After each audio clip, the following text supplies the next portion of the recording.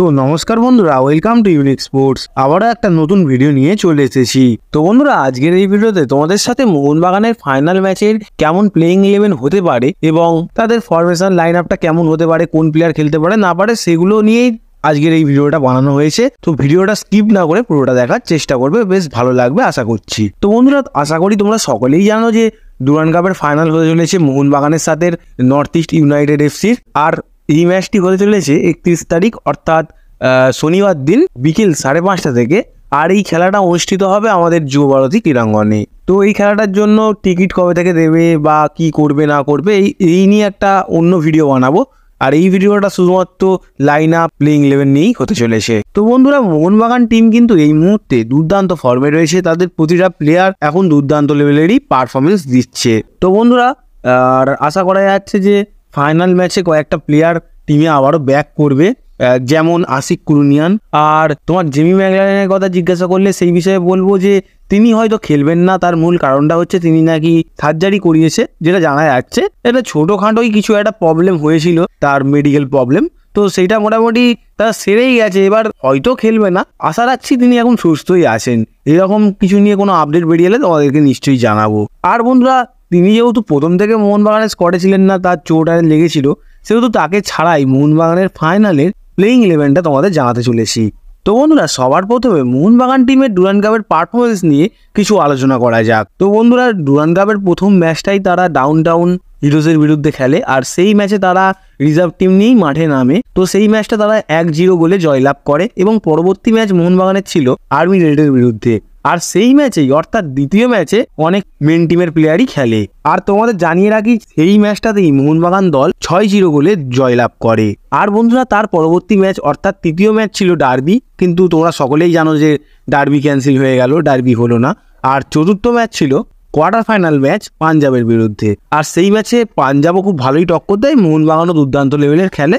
আর 3-3 স্কোরে 90 মিনিট পর্যন্ত দুটো টিম শেষ করে এবং তারপরে ম্যাচটা পেনাল্টিতে যায়। আর পেনাল্টিতে বিশাল কাইতে দুর্দান্ত সেভের মাধ্যমে মোহনবাগান দল জয়লাভ করে। আর লাস্ট ম্যাচ অর্থাৎ গতকালের ম্যাচটা ছিল বেঙ্গালুরুর বিরুদ্ধে। আর সেই ম্যাচে মোহনবাগান দুর্দান্ত পারফরমেন্স করে আর বেঙ্গালুরু দুর্দান্ত পারফরমেন্স করে। 2-2 গোল পর্যন্ত 90 মিনিটে দুটো টিম শেষ করে এবং তারপরে পেনাল্টিতে গিয়ে বিশাল কাইত আবারও দুর্দান্ত সেভ করে মোহনবাগানকে জেতাতে অনেকটাই সাহায্য করে। তো বন্ধুরা, আগেরবারও মোহনবাগান দল ফাইনাল খেলেছিল এবং ফাইনাল জিতেও ছিল, বাট এইবারে তারা কি করে, ফাইনাল কি তারা জিততে পারবে?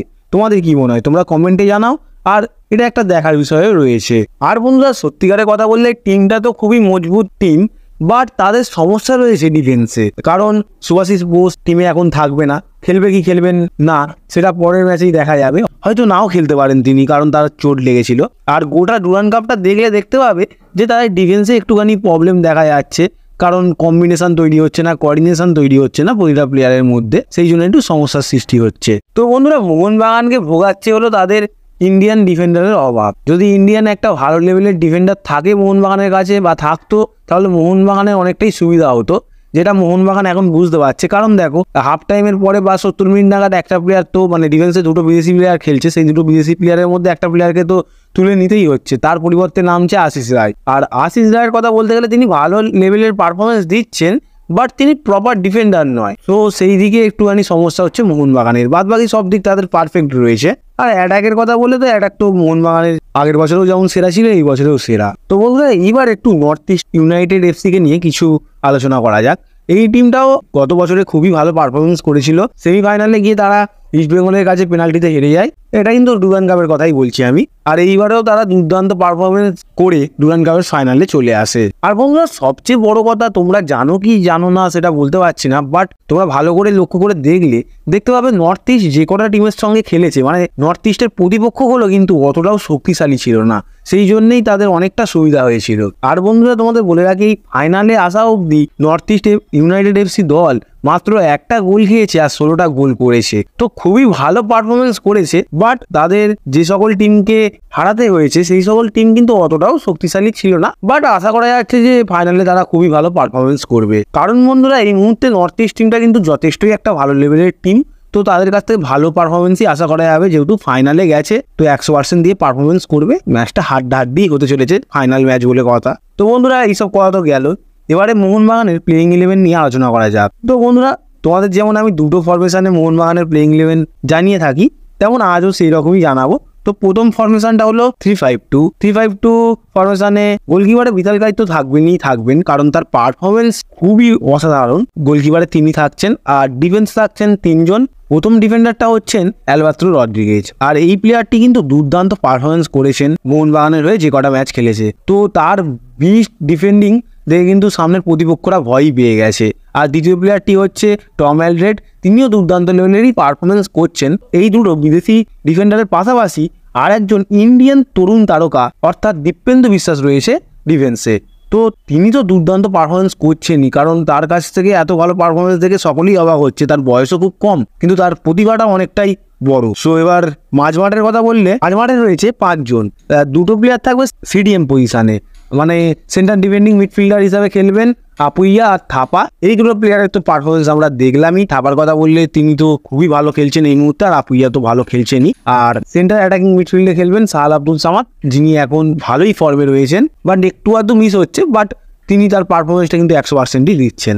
রাইট উইং ব্যাকে খেলবেন মনবীর সিং, আর মনবীর সিং কিন্তু ভালো ফর্মে রয়েছেন, বাট তার থেকে আরও একটুখানি ভালো পারফরমেন্স আমরা আশা করি, কারণ তিনি সেই রকমের পারফরমেন্স করে দেখিয়েছেন। আর লেফট উইং ব্যাকে খেলছেন লিস্টন কোলাসো।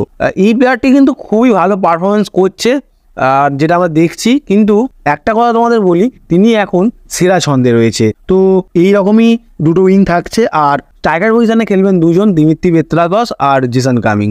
তো দুটো প্লেয়ারই এখন দুর্দান্ত ফর্মে আছে, দুর্দান্ত লেভেলের খেলছে।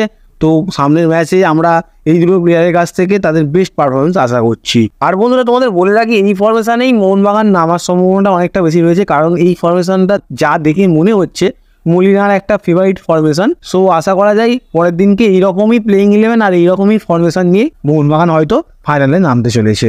আর বন্ধুরা ধরো এই ফরমেশনে মোহনবাগান দল তাদের প্লেইং 11 নামালো না, ফরমেশনটা চেঞ্জ করলে 4-2-3-1ই করবে। তো এই ফরমেশনে গোলকিপারে থাকবেন বিশাল কাইত, দুটো সেন্টার ব্যাক অ্যালবার্তো রড্রিগেজ এবং দীপেন্দু বিশ্বাস, লেফট ব্যাকে খেলবেন সুমিত রাঠি এবং রাইট ব্যাকে খেলবেন আশিস রায়।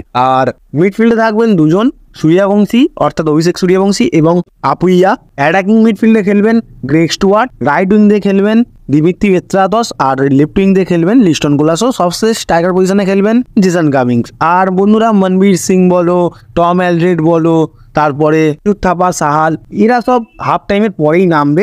মানে প্রথমে প্লেয়ারগুলো একটু হাঁপিয়ে গেলে পরের দিকে ফ্রেশ লেগ নামালে অনেকটাই সুবিধা হবে মোহনবাগানের। আর বন্ধুরা যা বোঝা যাচ্ছে এইরকম প্লেইং 11 হয়তো নামাবে না, প্রথম প্লেইং 11টাই নামাবে। তবু তোমাদের একটা বিকল্প প্লেইং 11 জানিয়ে রাখলাম।